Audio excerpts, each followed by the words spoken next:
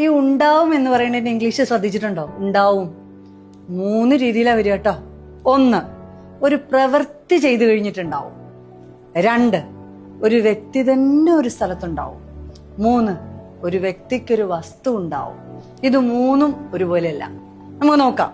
ഒരു പ്രവൃത്തി ചെയ്ത് കഴിഞ്ഞിട്ടുണ്ടാവും എന്ന് പറയുമ്പോൾ ഉണ്ടാവും എന്നുള്ള പദത്തിൽ നിന്ന് തന്നെ ഇംഗ്ലീഷ് കണ്ടുപിടിക്കൂ. ഉണ്ട് എന്ന് പറഞ്ഞാൽ ഹാവ്, എന്ന് പറഞ്ഞാൽ വില്ല്. ഉണ്ടാവും വിൽ ഹാവ്, ഉണ്ടാവും വിൽ ഹാവ്. കണ്ടോ? അപ്പൊ ഒരു പ്രവൃത്തി ചെയ്ത് കഴിഞ്ഞിട്ടുണ്ടാവും. She will have gone to Mumbai, she will have written the examination. അവൾ പരീക്ഷ എഴുതി കഴിഞ്ഞിട്ടുണ്ടാവും. ഇങ്ങനെയൊക്കെ. ഇനി ഒരു വ്യക്തി തന്നെ ഒരു സ്ഥലത്തുണ്ടാവും എന്ന് പറയുമ്പോഴോ അവൻ മുംബൈയിൽ ഉണ്ടാവും എന്ന് പറയുമ്പോൾ ഹി വിൽ ഹാവ് അങ്ങനെയൊന്നും പറയരുത്. അവന് മുംബൈയിൽ ഉണ്ടാവും എന്നല്ല, അവൻ മുംബൈയിൽ ഉണ്ടാവും. അപ്പോ ഒരു വ്യക്തി തന്നെ ഒരു സ്ഥലത്തുണ്ടാവുമെങ്കിൽ വിൽ ബി ആണ് കേട്ടോ. ഒരു വ്യക്തി തന്നെ ഒരു സ്ഥലത്തുണ്ടാവും എന്നാണെങ്കിൽ വിൽ ബി. അവൻ ഓഫീസിലുണ്ടാവും, he'll be in the office. അവൻ മുംബൈയിൽ ഉണ്ടാവും, ഹിൽ ബി ഇൻ മുംബൈ. അവൾ അമേരിക്കയിൽ ഉണ്ടാവും, ഷീൽ ബി ഇൻ അമേരിക്ക. മനസ്സിലായോ? ഇനി അടുത്തത് ഒരു ഓണർഷിപ്പ്. ഒരു വസ്തു ഉണ്ടാവും. വസ്തു ഉണ്ടാവും എന്ന് പറയുമ്പോൾ ഓണർഷിപ്പ് ആണ്. അത് ഈ ആദ്യം പറഞ്ഞ ഗ്രാമറും ഇതും തമ്മിലൊരു ബന്ധമൊന്നുമില്ല.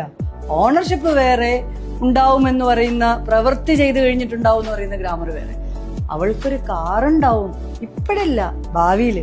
She will have A BMW in the future. അതുപോലെ അവൾക്കൊരു ലാപ്ടോപ്പ് ഉണ്ടാവും, ഇപ്പോഴല്ല കേട്ടാ, ഭാവിയില്. She will have A laptop. അപ്പോ ഈ ഉണ്ടാവും എന്നുള്ളൊരു വാക്ക് പല രീതികളിൽ നമ്മൾ ഉപയോഗിക്കുന്നു എന്നുള്ളതാണ്. വെൽക്കം ടു ഷനൈൻസ് അക്കാഡമി.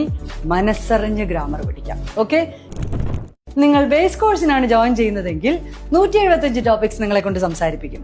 ഇന്റർമീഡിയറ്റിനാണെങ്കിലോ 350 ടോപ്പിക്സ്. അഡ്വാൻസ്ഡ് കോഴ്സിന് ജോയിൻ ചെയ്താൽ 500 മുതൽ 700 വരെയുള്ള ടോപ്പിക്സ് നിങ്ങളെ കൊണ്ട് സംസാരിപ്പിക്കുന്നതാണ്. ഗ്രാമർ മാത്രം പഠിച്ചാൽ ഇംഗ്ലീഷിൽ ഫ്ലുവന്റ് ആവാൻ പറ്റില്ല കേട്ടോ.